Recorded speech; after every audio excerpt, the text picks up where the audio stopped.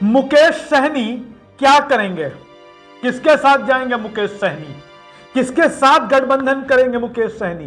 किस गठबंधन का हिस्सा होंगे मुकेश सहनी? क्या अकेले आने वाला लोकसभा चुनाव लड़ेंगे मुकेश सहनी? ये तमाम सवाल आपके जहन में जरूर चल रहे होंगे, क्योंकि बिहार में आने वाले लोकसभा चुनाव 2024 को लेकर जिस तरीके से गठबंधन की बिसात बिछने लगी है, गठबंधन की राजनीति शुरू हो चुकी है और लगातार अब नेताओं के बैठकों का दौर शुरू हो चुका है, वैसे में मुकेश सहनी भी एक महत्वपूर्ण रोल प्ले कर सकते हैं बिहार की राजनीति में। क्या करेंगे मुकेश सहनी? यह एक बड़ा सवाल अब सबके जहन में उभरने लगा है। उपेंद्र कुशवाहा ने तो अमित शाह से मुलाकात कर ली। उपेंद्र कुशवाहा ने तो बाकायदा राष्ट्रीय लोक जनता दल का एक तरीके से एनडीए में जाना यह तय हो गया है, लेकिन मुकेश सहनी क्या करेंगे? अब राजनीतिक विश्लेषकों की माने तो मुकेश सहनी ने अपने पत्ते अभी तक नहीं खोले हैं। मुकेश सहनी के लिए दोनों गठबंधनों का विकल्प खुला हुआ है। वो बीजेपी के साथ भी जा सकते हैं, वो महागठबंधन के साथ भी जा सकते हैं, लेकिन अब सवाल है कि उसके लिए इतिहास में जाना होगा। अब कुछ लोग कहते हैं कि मुकेश सहनी, कुछ लोगों का मानना है कि मुकेश सहनी किसी भी हाल में बीजेपी के साथ नहीं जाएंगे। जिस तरीके से मुकेश सहनी के विधायकों को तोड़ा गया, जिस तरीके से मुकेश सहनी को मंत्री पद से इस्तीफा देना पड़ा, वैसे में मुकेश सहनी बीजेपी के साथ नहीं जा सकते। लेकिन मुकेश सहनी ने तो महागठबंधन पर भी पीठ में छुरा भोंकने का आरोप लगाया था। तेजस्वी यादव की प्रेस कॉन्फ्रेंस में हंगामा करके मुकेश सहनी निकल आए थे।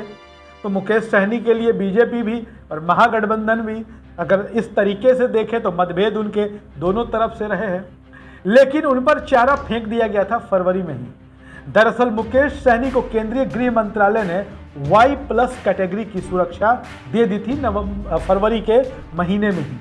उसके बाद से माना जाने लगा था कि शायद जो बीजेपी का नेतृत्व है वो मुकेश सहनी पर डोरे डाल रहा है, क्योंकि हम फिर से आपको बता दें कि हर हाल में बीजेपी की कोशिश है कि बूंद बूंद से घड़ा भरा जाए, बूंद बूंद से तालाब भरा जाए।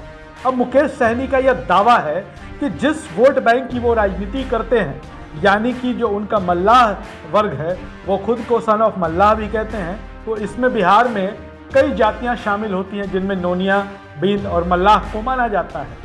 तो मुकेश सहनी का दावा है कि उनके स्वजातीय मतदाताओं की संख्या 14% है। हालांकि 14% है या नहीं है ये कोई नहीं जानता, क्योंकि अभी तक तो जातिगत जनगणना हुई नहीं है। जातिगत जनगणना हो रही है, इसके बाद तमाम रिपोर्ट और तमाम जो आबादी के दावे नेता करते हैं, हर नेता अपनी जात की आबादी बढ़ाकर बताता है, वो सामने आ जाएगा कि आखिर किसकी कितनी आबादी है। तो मुकेश सहनी ये दावा करते हैं कि उनके पास 14% वोट बैंक है। हम 14% ना भी माने, एक अंदाज लगा ले कि अगर 10% वोट बिहार में मल्लाह समुदाय का है, निषाद समुदाय का है, तो ऐसे में मुकेश सहनी भी एक बड़े इंपॉर्टेंट फैक्टर आगामी लोकसभा चुनाव में हो सकते हैं।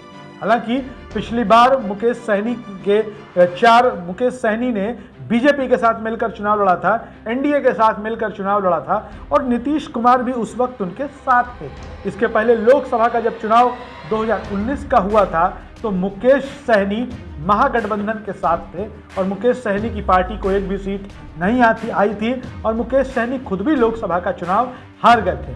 लेकिन तब से अब में फर्क आया है। मुकेश सहनी इस बीच बिहार सरकार में मंत्री भी बने, मुकेश सहनी मजबूत भी हुए और उनके स्वजातीय समुदाय ने उनको नेता भी माना। जो उनकी नेतृत्व क्षमता थी वो भी सामने आई और मुकेश सहनी का जनाधार बढ़ा इतने दिनों में अपने मतदाताओं के बीच, इसमें कोई दो राय नहीं है। मुकेश सहनी लगातार काम करते हुए नजर आ रहे थे। तो ऐसे में दोनों गठबंधनों की नज़र मुकेश सहनी पर जरूर है।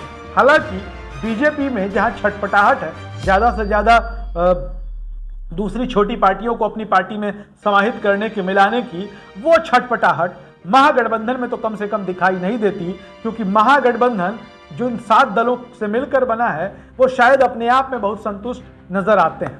खैर, बिहार की राजनीति से जुड़ी तमाम ऐसे ही खबरों के लिए बने रहिए हमारे साथ। धन्यवाद।